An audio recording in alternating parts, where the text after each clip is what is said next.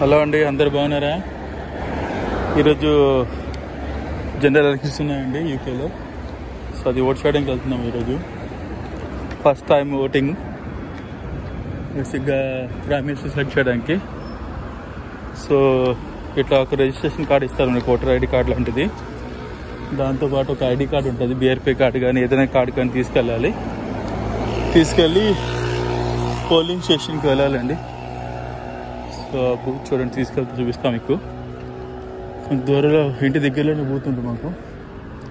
So అక్కడికి వెళ్ళిన తర్వాత ఈ ఓటర్ ఐడి చూపించి, బీఆర్పీ కార్డు కానీ ఇంకేమైనా కార్డు కానీ చూపించి స్లిప్స్ ఇస్తారు.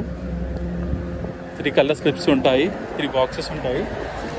సో ఏ కలర్ స్లిప్ ఆ కలర్ బాక్స్లో వేయాలి.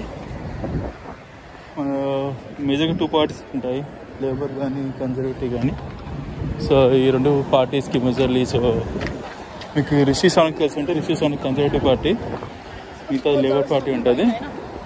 సో మోస్ట్లీ ఈ 2 పార్టీస్లో మనకి ఏం సెలెక్ట్ అవుతే నచ్చితే అది సెలెక్ట్ చేసుకొని ఆ స్లిప్స్ని ఆ బాక్స్లో వేయాలి. చూడండి, మీకు పోలింగ్ బూత్ కూడా కనిపిస్తుంది చూడండి దగ్గరలో. సో పోలింగ్ బూత్కి వెళ్తున్నాను నేను, ఓకేనా.